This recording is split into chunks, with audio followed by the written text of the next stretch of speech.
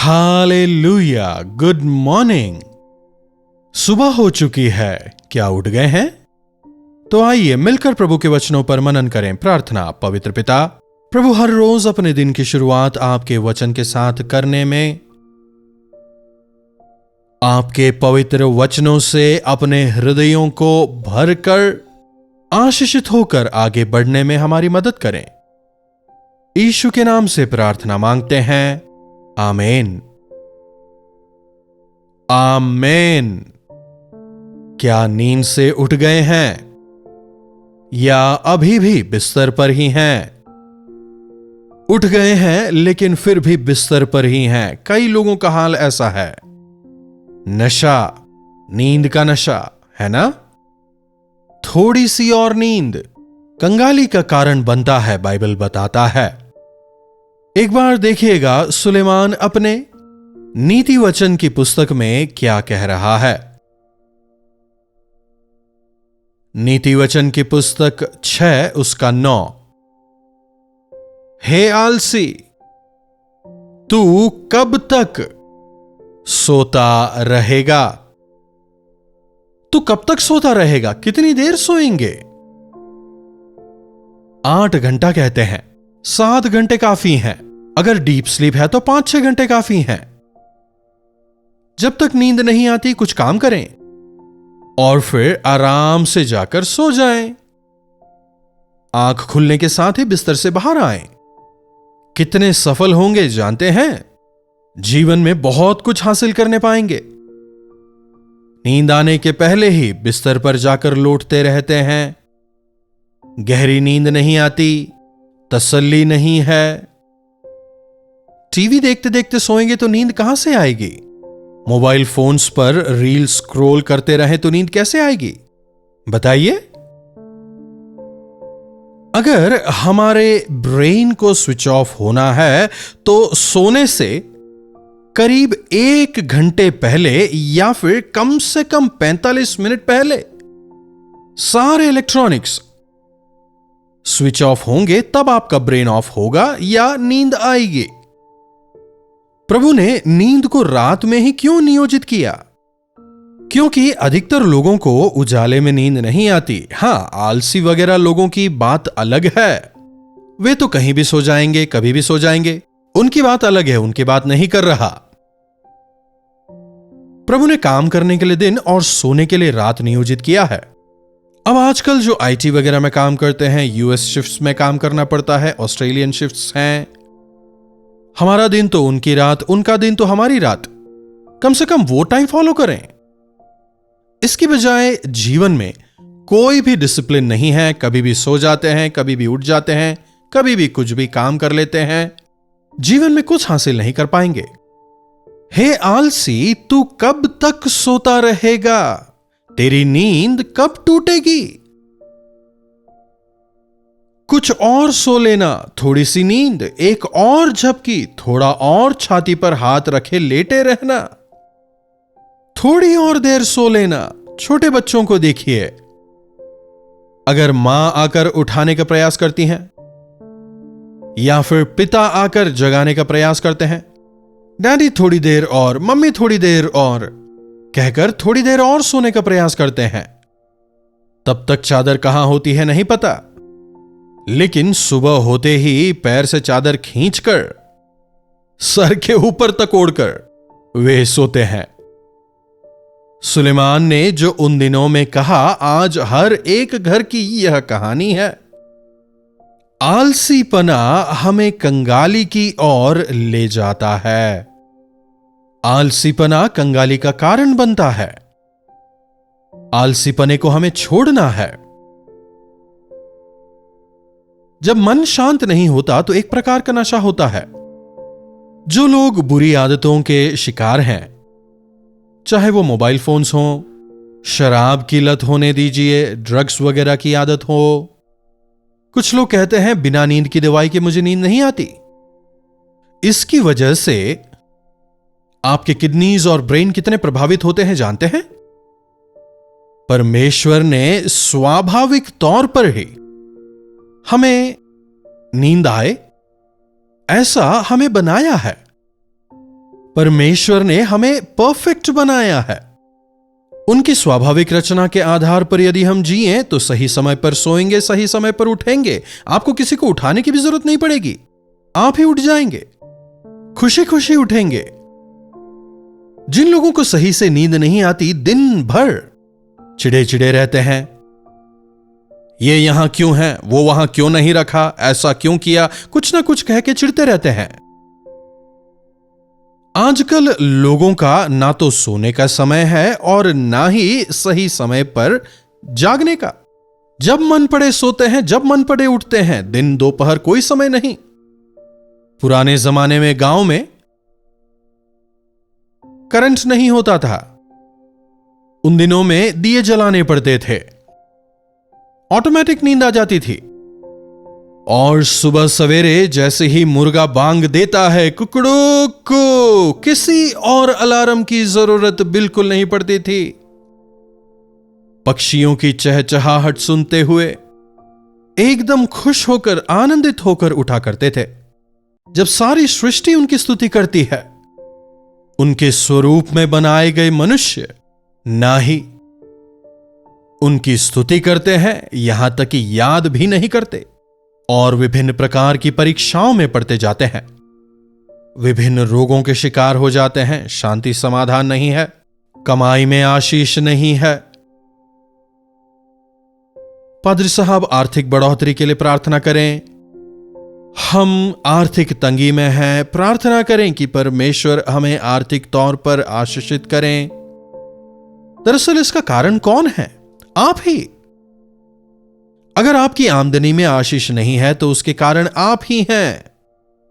कुछ और सो लेना, थोड़ी सी नींद, एक और झपकी, थोड़ा और छाती पर हाथ रखे लेटे रहना, तब तेरा कंगालपन बटमार की नाई और तेरी घटी हथियार बंद के समान आ पड़ेगी। आर्थिक तंगी है, आर्थिक तंगी है, आर्थिक तंगी है, बहुत सुनते हैं। अरे सरकारी नौकरी नहीं मिल रही, सब कोई कहता रहता है। कोई हमें काम पर नहीं रख रहा, लोग कहते ही रहते हैं। सुबह सवेरे जल्दी उठकर मेहनत करने वाले राजाओं के सामने खड़े होंगे। अगर अपने काम में आप कुशल हैं तो कोई भी काम क्यों ना हो, आशीष पाएंगे। किसी और को आपको काम देने की जरूरत नहीं, आप 10 लोगों को काम देने वाले होंगे। एनर्जेटिक रहना आशीषमय है।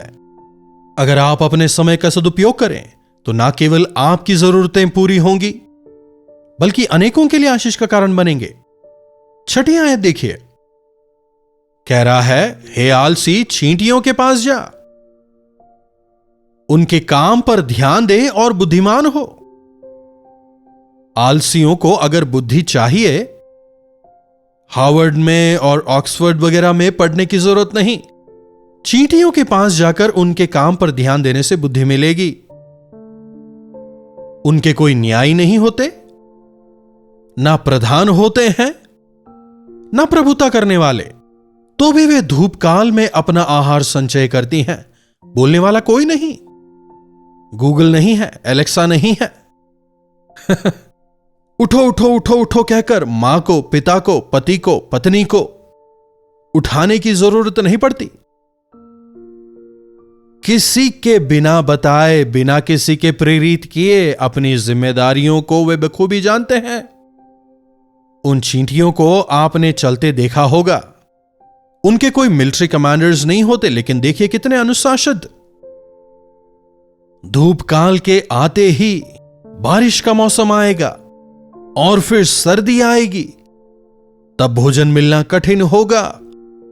वर्षा के दौरान पानी में हमारे पैर धंस जाएंगे। कहते हुए ऐसे कठिन समय के लिए वे अपने भोजन को इकट्ठा करती हैं। समझ रहे हैं? तैयारी, जवानी जो है आपके भविष्य को तैयार करने का समय है। जवानी में आप जो बोएंगे, बुढ़ापे में उसे ही काटेंगे। आज जिस प्रकार से आप जीवन बिताएंगे, उसी के आधार पर आपका कल होगा। जवानी में जो आप मेहनत करेंगे, जवानी में जो आप कमाएंगे, वो आपके बुढ़ापे का सहारा होगा। आपके अनुभव आपको बुराई से बचाएंगे। कल की तैयारी से मेरा मतलब यह नहीं कि आप पैसों को इकट्ठा करके रखें। ज्ञान बटोरें, ज्ञान को इकट्ठा करें, यहां पर यही लिखा है। बुद्धिमान अपने दिन गिनना जानता है। मूसा प्रार्थना करता है, हमें हमारे दिन गिनने की समझ दें। आलसीपने को छोड़ें। आलसी प्लेट से भोजन उठाता तो है, लेकिन मुंह तक उसका हाथ नहीं पहुंचता, इतना आलस। आलसी व्यक्ति का घर शैतान का कारखाना होता है। Empty mind is devils workshop. खाली दिमाग में व्यर्थ चीजों को डालकर आपको बर्बाद कर देता है। अगर नींद नहीं आ रही तो बाइबल उठाएं, बाइबल पढ़ें, प्रार्थना करें। प्रभु आपको नींद प्रदान करेंगे। और सुबह जब आप उठेंगे, चुस्त दुरुस्त आप उठेंगे। आज से अपने लाइफस्टाइल को बदलें। जब कभी खा लेना, जब कभी सो जाना, जो मन चाहे कर लेना, अगर एक अनुशासनहीन जीवन आप जी रहे हैं, भविष्य में जब आपका विवाह होगा, जब संतान होंगे, या फिर अभी ही आप विवाहित हैं, अपने बच्चों को भी आप उसी मार्ग में ले जा रहे हैं। बच्चों को जरूर कहते हैं सुबह उठो, ये करो, वो करो, लेकिन अगर आप आदर्श नहीं, घर की जो स्त्री है, आपसे पूछ रहा हूं, आप कब उठती हैं? अगर आप नीति वचन 31वें अध्याय को पढ़ें, बुद्धिमान स्त्री सुबह सवेरे जल्दी उठती है। बुद्धिमान स्त्री अपने घर को बनाती है। सुबह सवेरे उठकर अपने बच्चों के लिए वो तैयारी करती है। आज मां बच्चे दोनों एक ही साथ उठते हैं। घर पे भोजन वगैरह नहीं बनता, बाहर से ऑर्डर करके खाते हैं। पैक्ड फूड आजकल ट्रेंड है ना, इसीलिए विभिन्न प्रकार की बीमारियां शरीर में, चुस्ती नहीं है। आर्थिक तंगियों के कारण में यह भी एक है। 10 रुपए में जिस चीज को खत्म किया जा सकता है, 100 रुपए लगाकर बाजार से खरीदते हैं खाना बनाने के लिए। आलस्य। देखिए, इसी प्रकार हम हमारी आमदनी बर्बाद कर रहे हैं। अपनी मेहनत की कमाई को हम लुटा रहे हैं। एक तरफ चींटियां वर्षा ऋतु के लिए अपने भोजन को बटोर रही हैं, दूसरी तरफ इंसानों को देखिए जो अपने कल की कमाई को आज ही खर्चा कर देने में विश्वास रखता है। समझ रहे हैं?